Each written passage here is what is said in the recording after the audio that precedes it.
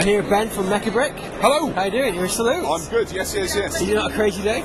It's been manic the last hour or so. So barely breathe. To be honest, but that's a good thing. That is a good thing. Totally. Mechabrick.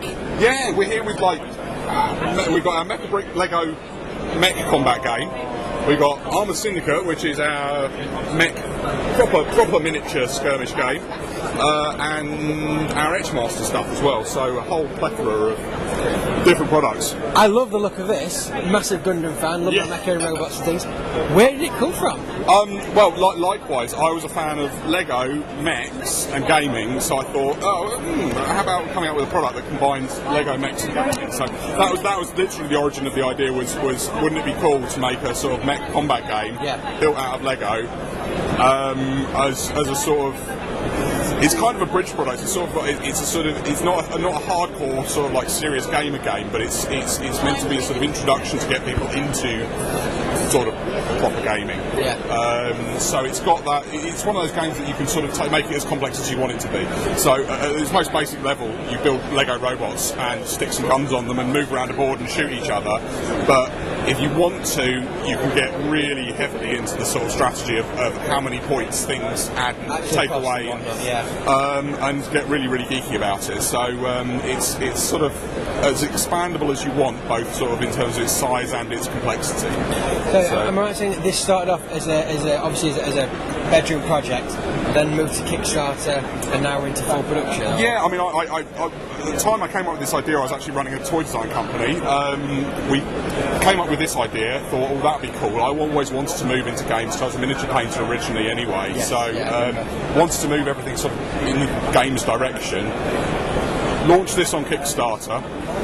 Then subsequently had a major problem with the toy company side of things, so decided, let's, in for a penny, in for a pound, we'll sell the toy company to pay to launch this, basically. So it ended up being about a year late, but yeah, we got it launched, and it's doing fairly well so far. So we ended up with a sort of fairly diverse range of products. Really. It looks absolutely fantastic. It looks loads of fun. I mean, the chap here reminds me of Mech Warrior stuff. I forget what the particular one is called, but I mean, there's all kinds of cool stuff. I mean, this one's one of that Reese has made, which is he's painting up as well. But it's as you can see, it's got parts of it are Lego. Every joint is Lego compatible, so you can use Lego parts to upgrade your mechs as well as our parts. So all our weapons are Lego compatible, so you can add Lego bits onto ours onto Lego things. You can also actually take ours apart and actually put a Lego figure inside it and use it as like a sort of a mech suit for your Lego figures. So, like a Titanfall type experience. Exactly. Yeah. So it's a cool thing, and we found that the grown-ups want an excuse to be able to get all their Lego out and play with it, and it's like, no, it's for a serious game.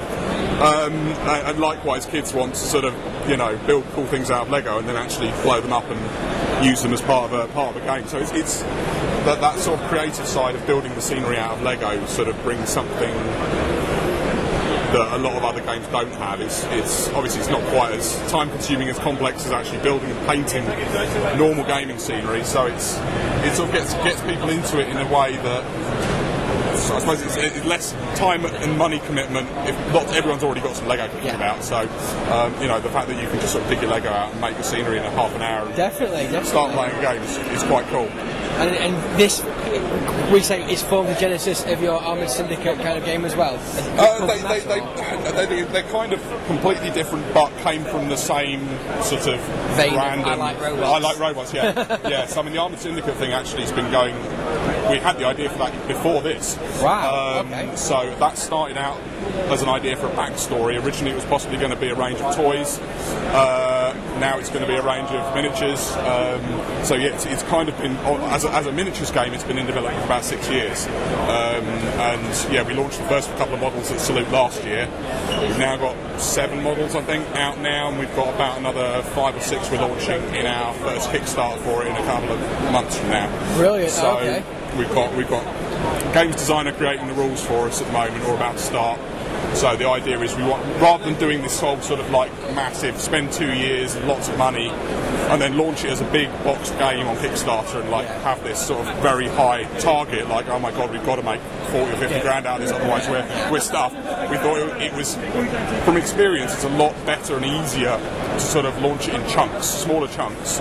So we thought we'll launch some beta test rules and a small number of miniatures, because you only really need like 2 or 3 miniatures each to be able to actually play it. It's very is that purely just mechs and humans and stuff? It's mechs and humans. The idea is it's kind of based about 100 years from now, and the idea is that all the governments have basically lost all their power, and corporations now own everything and fight amongst themselves.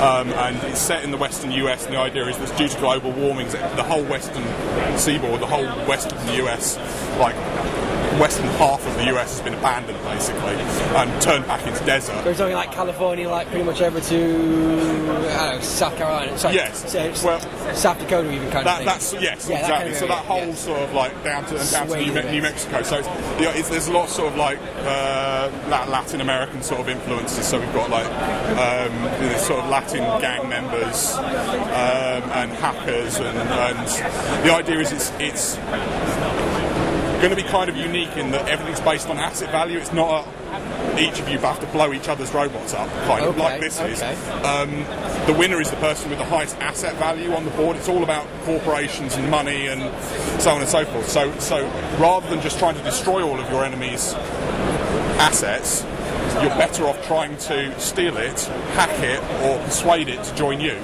So both the human characters and the mechs are sentient, so the idea is that everyone's got a bribe level effectively. Okay. So you can sort of invest in your opponent's characters, and at a certain point their allegiance is going to switch to you. But there's going to be this sort of midway point where you've both got a stake in it, and it's becoming a risk for them. But if you bring it into your side and then it suddenly decides, no, I'm switching back again, and it's in the middle of all your troops, it's going to destroy everything. So it's that sort of, it's going to have that complex strategy kind of dynamic to it. So it's going to be very much about, it's not just like shooty boom type game. It's going to be much more cerebral game in terms of. It sounds a really cool experience. So as I said, it's going to be small numbers of very, very nice models is the idea. We don't want it. It's not going to be one of these, you have to buy an entire army of 50 or 60 models before you can start. As I said, we're doing the first Kickstarter with a range of 15 from 2 factions. We're then going to launch another faction probably at the very end of this year. But I mean, it's probably never going to expand beyond sort of 50 to 60 models in total. And we're going to hopefully we're going to launch an actual sort of like self-contained version of the game once we've got the rules right. Again, probably end of this year, early next year. And it will probably only include 6 models with it. And the idea is that you can play it with that and expand it if you want. And there's going to be independent characters as well. We've obviously got factions which are like gangs and corporations, but there's also going to be independent characters. We've got Roro Rabbit, who's basically the idea is that there was like a Disney World run by one of the big evil corporations, which was in like Nevada.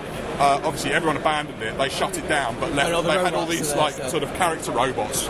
So there's this like 12-foot cutesy rabbit which uses like a carousel horse on a pole as a bludgeoning weapon. That sounds awesome. So there's all these crazy characters and sort of, as I said, escaped robots from Disney World. And that Simpsons episode where the itchy scratchy robots all go nuts and stuff. Yeah, exactly. It's kind of like that. So that's our sort of our Mickey Mouse character, but evil, turned bad.